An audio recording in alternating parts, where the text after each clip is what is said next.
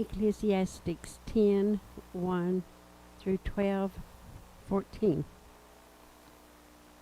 Dead flies putrefy the perfumer's ointment and cause it to give off a foul odor. So does a little folly to one respected for wisdom and honor. A wise man's heart is at his right hand, but a fool's heart at his left. Even when a fool walks along the way, he lacks wisdom, and he shows everyone that he is a fool. If the spirit of the ruler rises against you, do not leave your post, for conciliation pacifies great offenses. There is an evil I have seen under the sun, as an arrow proceeding from the ruler.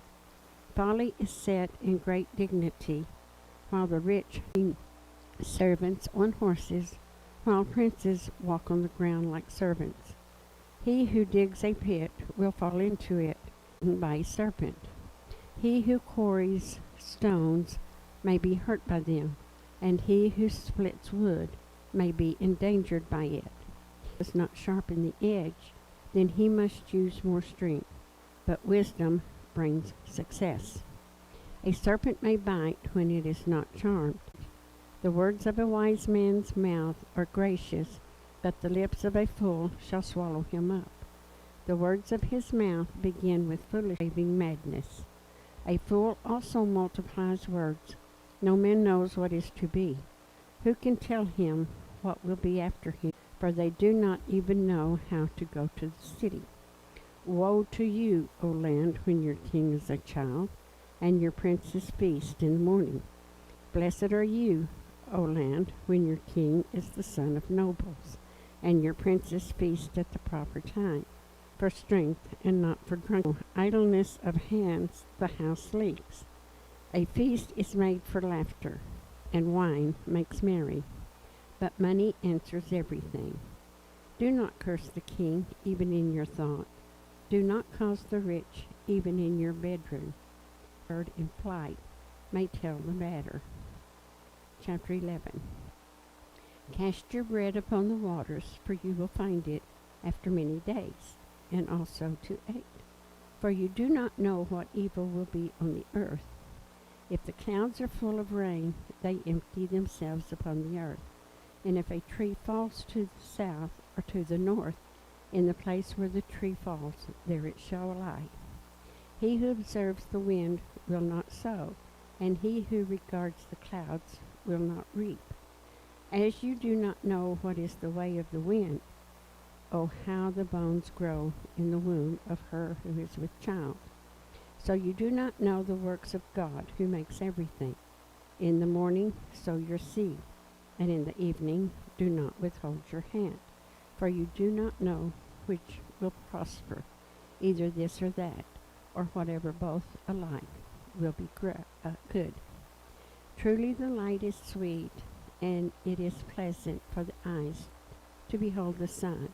But if a man lives many years and rejoices in them all, yet let him remember the days of darkness, for they will be many. All that is coming is vanity. Seek God in early life. Rejoice, O young man, in your youth, and let your heart cheer you in the days of your youth. Walk in the ways of your heart and in the light of your eyes. But know that for all these God will bring you into judgment. Therefore remove sorrow from your heart and put away evil from your flesh, for childhood and youth are vanity. Chapter 12. Remember now your Creator in the days of your youth, before the difficult days come, and the years draw near when you say, I have no pleasure in them.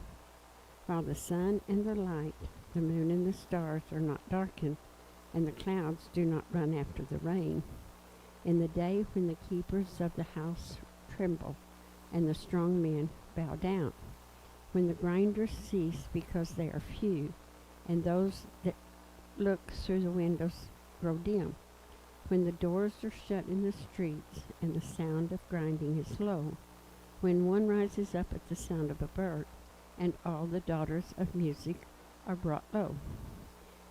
Also they are afraid of height, and of terrors in the way. When the almond tree blossoms, the grasshopper is a burden, and desire fails. For man goes to his eternal home, and the mourners go about the streets. Remember your Creator before the silver cord is loosed, or the golden bowl is broken, or the pitcher shattered at the fountain, or the wheel broken at the well. Then the dust will return to the earth as it was, and the spirit will return to God who gave it. Vanity of vanities, say the preacher, all is vanity. The whole duty of man. And moreover, because the preacher was wise, he still taught the people knowledge. Yes, he pondered and sought out and set in order many proverbs. The preacher sought to find acceptable words, and what was written was upright words of truth. The words of the wise are like goads, and the words of scholars are like well-driven nails, given by one shepherd. And further, my son, be admonished by these. Of making many books there is no end, and much study is wearisome to the flesh. Let us hear the conclusion of the whole matter. Fear God and keep his commandments, for this is man's all. For God will bring every work into judgment, including every secret thing, whether good or evil.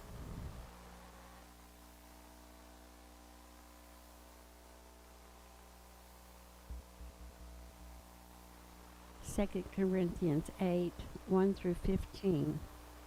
Excel in giving. Moreover, brethren, we make known to you the grace of God bestowed on the churches of Macedonia, that in a great trial of affliction, the abundance of their joy and their deep poverty abounded in the riches of their liberty. For I bear witness that according to their ability, yes, and beyond their ability, they were freely willing, imploring us with much urgency that we would receive the gift and the fellowship of the ministering to the saints. And not only as we had hoped, but they first gave themselves to the Lord, and then to us by the will of God. So we urged Titus that as he had begun, so he would also complete this grace in you as well. But as you abound in everything, in faith, in speech, in knowledge, in all diligence, and in your love for us, see that you abound to this grace also. Christ our pattern. I speak not by commandment, but I am testing the sincerity of your love by the diligence of others. For you know the grace of our Lord Jesus Christ, that through he was rich, yet for your sake he became poor, that you through his poverty might become rich. And in this I give advice. It is to your advantage not only to be doing what you began and were desiring to do a year ago, but now you must complete the doing of it, that it, as there was a readiness to desire it, so there also may be a completion out of what you have. For if there is first a willing mind, it is accepted according to what one has, and not according to what he does not have. For I do not mean that others should be eased, and you burdened, but by an equality that now, at this time, your abundance may supply their lack, that their abundance also may supply your lack, that there may be equality. As it is written, he who gathered much had nothing left over, and he who gathered little had no lack.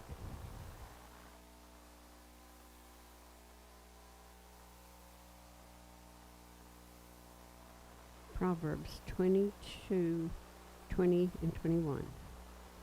Have I not written to your excellent things of counsels and knowledge, that I may make you know the certainty of the words of truth, that you may answer words of truth to those who send to you?